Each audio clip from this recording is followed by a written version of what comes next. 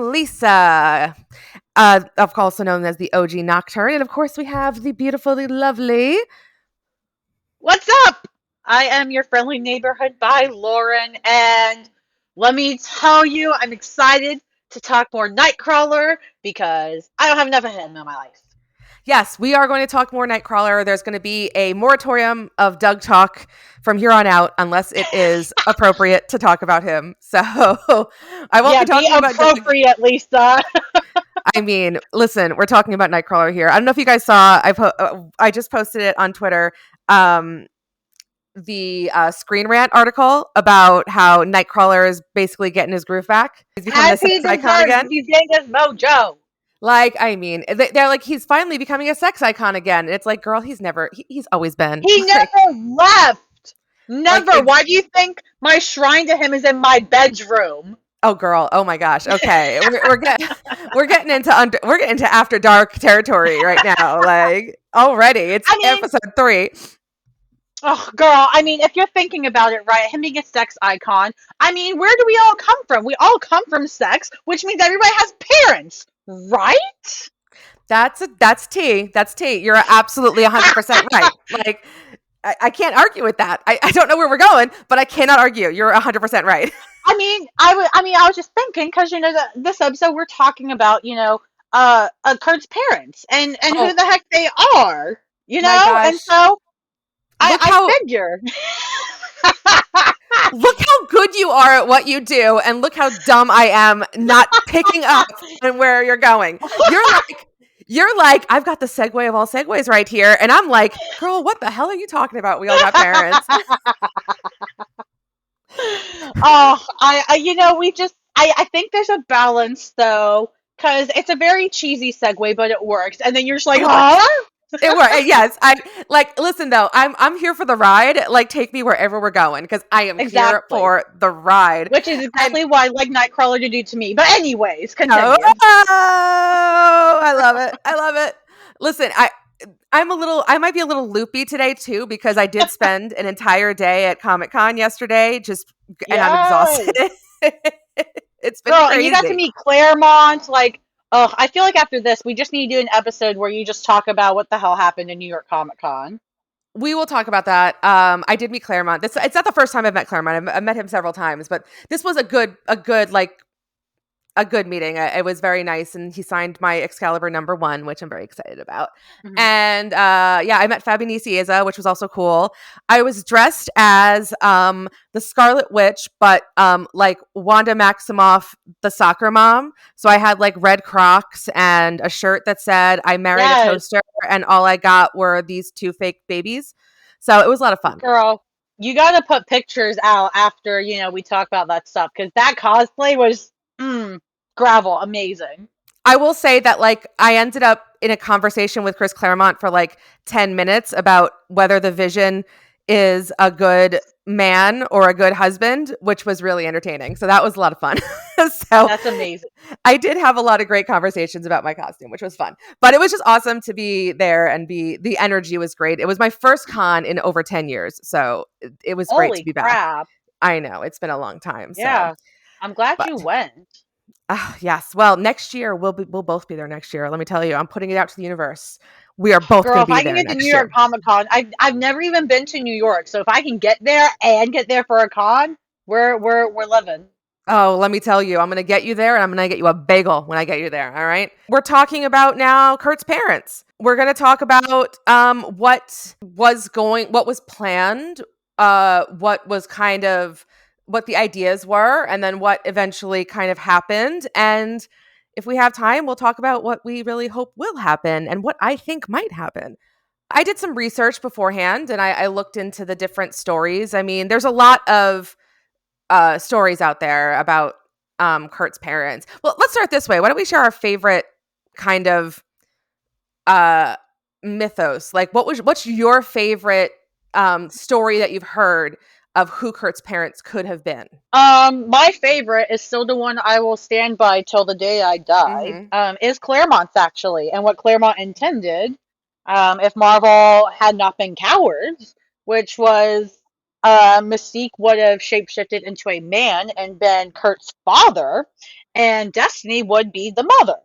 And I think that is exactly how it happened. I don't care what happened in the Draco. I don't care that Mystique is canon-ly his mom and that Azazel, or however you say his name, is his dad and the little red demon dude. Um, I think Mystique and Destiny are his parents, and I just like they are Rogue's adoptive parents. They are a family, and that's that. I totally agree with you. I mean, it's like it's my favorite. It's what I want. It's definitely what I want. It's what I'm really hoping is going to happen. I mean, it was a tough sell in like the 80s and 90s, right? To try it and push that through when it's a time where they're not like comics are not even comfortable having like a gay person in the comics, and it's like, but we're going to have like this trans character that's going to impregnate this woman and they're going to be a lesbian couple with a baby. It's like, yeah, I could see that being a huge ask for like, oh, okay. But at the same time, it's a brilliant idea. And at this point, like it's time to like turn back the clock and say, now it's time to do it, right? It's time to make that real. Yeah, retcon. Yeah, Let's like go. retcon. And it's not hard to retcon it. It's like, oh, Azazel, oh, you mean the devil, the prince of lies? He said he's your dad and you believed him? Like, it's not hard to retcon that. Like, let's just like get it out of there. And then also, yeah, Mystique, you're like, oh, so Mystique didn't want to tell you that actually she did all these things. Yeah, it's I mean, and and finally with Mystique and Destiny being acknowledged as a romantic couple and wives at that, like, yeah, just go all out. Like nobody cares about Azazel anymore. Like Azazel, there's nothing there. it's Like, there's yeah, Azazel is gone. He's done. He's in the past. We'll talk about him in a second, like where that came from. But like he's in the past. He's done. He's blasé, flasé, as Pearl would say. He's in the past, and Destiny is now. She's hip. She's with it. The in thing now. The in thing now is young bodies with old heads. So it's all about Destiny. So let's do this. I want to say one thing really quick about the Destiny and Mystique thing, because so when I was doing my research, I was reading that Claremont had the intention of doing that, and then Marvel was like, absolutely not. And so he was like, okay, well, at least I'm going to say Mystique is the mother. But then he didn't even have the opportunity to even get into that. It was Scott Lobdell who actually wrote that reveal. And I have a quote from Scott Lobdell, and listen, I got no shade to any creators out there, but like when you say silly things, I'm going to call it out. It's just silly because this quote's kind of funny. I just thought it was funny.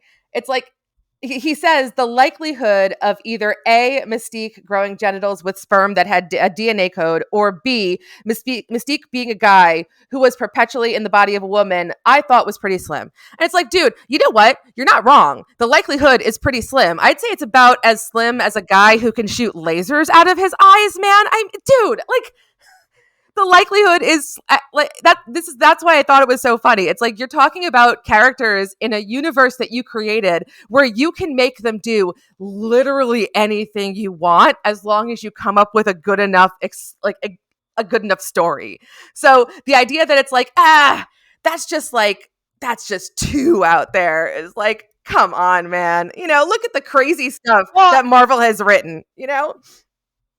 yeah, why would she not be a man? She could be in the highest positions then. Why would she not shapeshift it to a man if she could? I mean, especially a white man. Not that she want to be one, but because white men have the most power in the world. It's always been a thing. We all know that. Why the fuck wouldn't she turn to a man at one point? And also, if they have weird kinky shit they like, good for them, ladies. Enjoy. Do it Yeah, up. exactly. You do you. You Absolutely. do you. So, yeah, the interesting thing is that Claremont actually did play with the idea of Mystique preferring a more masculine presenting form when he took over Exiles. He had the character of Mystic, which was Mystique basically, but rather than being, what we see as as Raven Darkholm, who is the, blue shapeshifter woman, it was a white guy basically. So it's, an interesting way to take it, but that's what Exiles was for, right? Exiles was all about, seeing something different. So, I mean, I totally agree with you. Like, that's my number one. That is what I want 100%. I do want to mention, like, honorable mention, as because we do have to get into Azazel, and we will get there in a second, even though it's nobody's favorite, but because it's the canon, we have to talk about it. I do want to honorable mention that Claremont's initial very first plan before Mystique and Destiny ever entered his mind was he wanted Nightmare to be Kurt's father. And I love this story, not because it has anything to do with the characters, but because of the pettiness. And again, no shade to anyone involved, but like this, because this is a level of petty that I appreciate so much. Because like I totally appreciate this. Because basically what happened was, of course, Nightmare is not an X-Men character. Nightmare at the time, especially, was or is a major villain of Doctor Strange, and at the time was the major villain of Doctor Strange.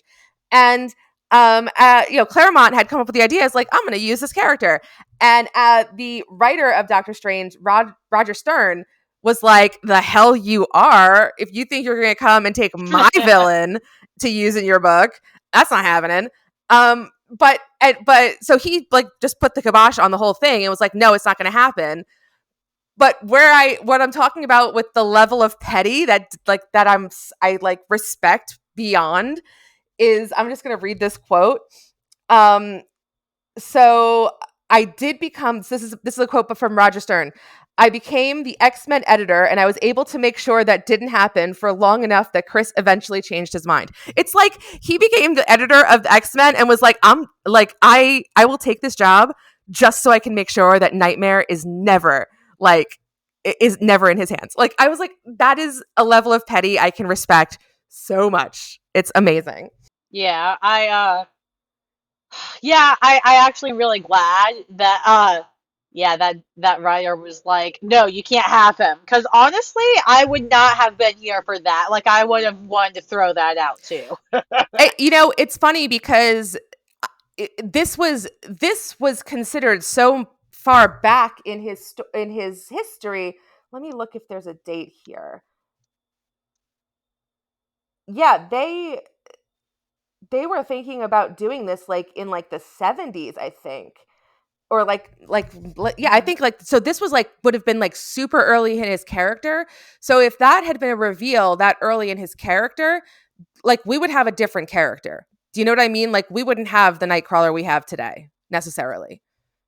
So I'm kind of happy for it. I prefer the character that we have because I like the character we have, like if you look back to like the first issues of, like Giant Size X-Men and the earliest appearances of Nightcrawler, he's not nice. Like he's not a cool guy. he's kind of mean and dark and rude, and like he's very gruff. Well, that was like the initial character design by by Dave Cockrum. Yes, by Dave Cockrum. But and of course that evolved over time a lot. But yeah, he was very, rough. And I feel like if they had gone with the Nightmare way, it would have probably kept going in that direction and kept like that dark. And I love him because he's not that. I love him because he's like fun and lighthearted, and he doesn't let the fact that he's different go, bring him down. Yeah, I mean, I think I agree with you completely on that in terms of I like who he's become.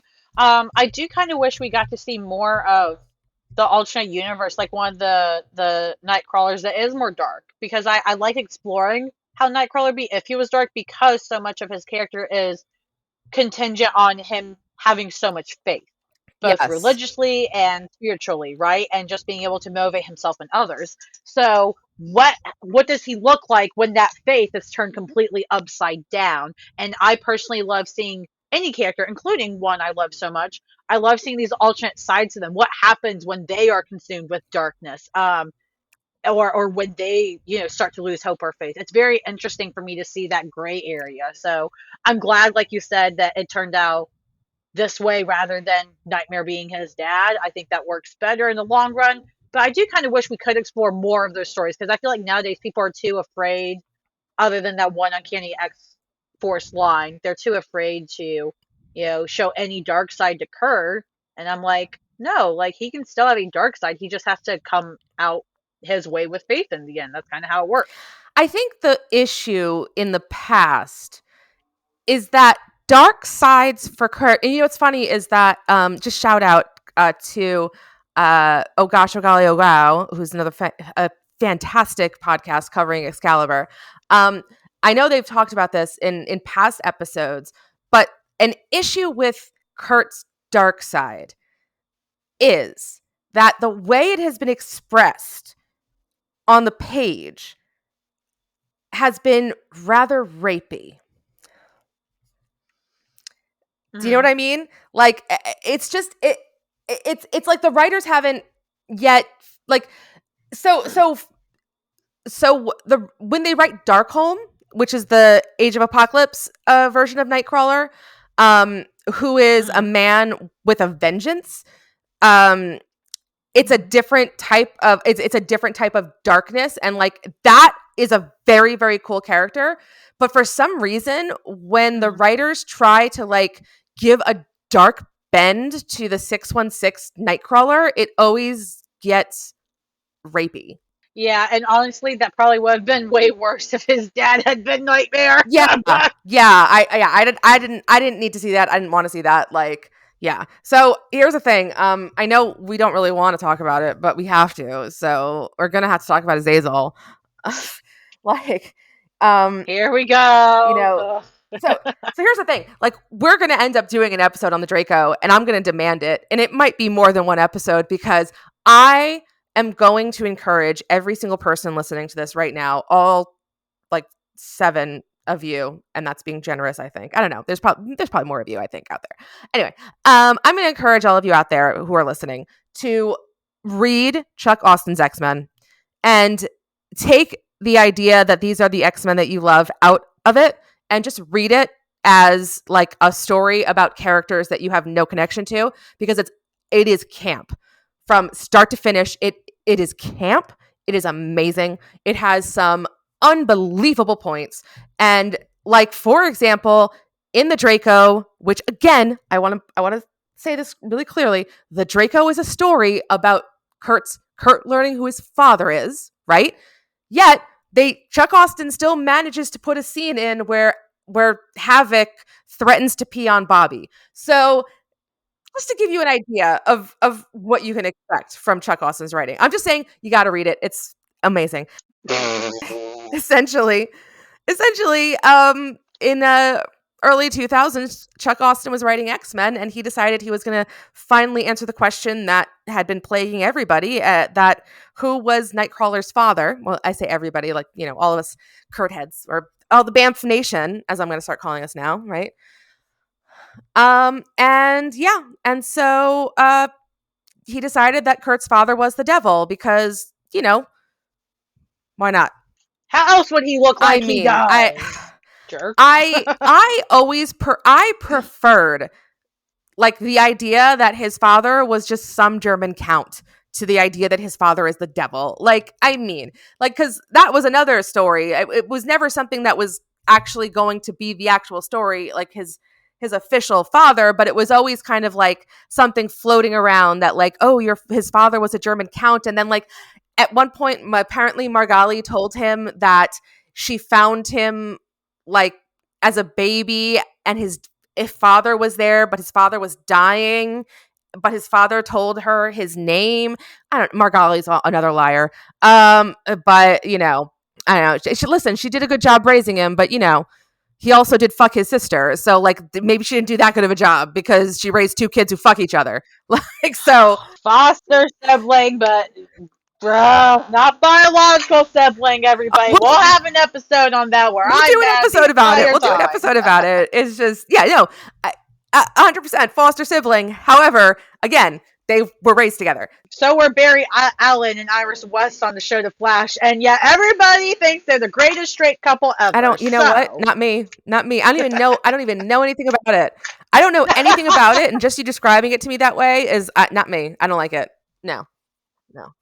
if you were raised with someone, here's the litmus test. I'm going to throw this. Here is the litmus test. If you call the same woman mom and you're not married to that person, like for example, my mom and dad, like my dad calls my mom's mom, right? Because that's like a thing you do sometimes when you're married to the person. So if you call the same person mom, like as the person you're fucking, and you're not married to that person, that's the litmus test. You should not fuck that person. All right?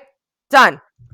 I mean, you also got you got the dad too, though, because like because they didn't have a mom. Like their moms are dead. It was just Iris's dad that raised dad too. You call dads too, moms. Done. Okay. Like, yeah, I think we're off topic because we just don't want to talk about Azazel anymore.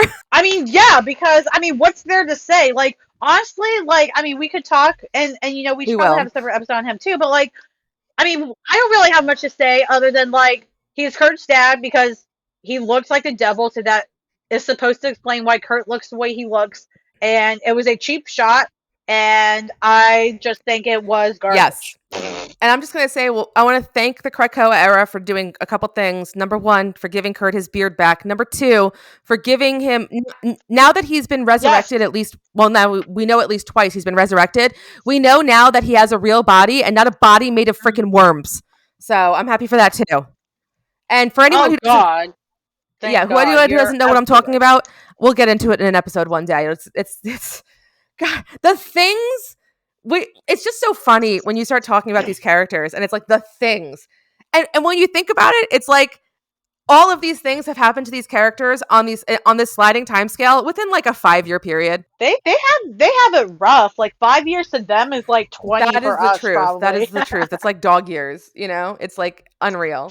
I think at the end of the day with Kurt's parentage, I think the biggest thing is that, I mean, kind of like you hinted a little bit on here and in general talk about, if anything, whether it's disjointed or messed up or traumatic, he has a family, right? And I don't think Azazel counts as family. His family is Mystique and Destiny and Rogue, and I think that's how it should be.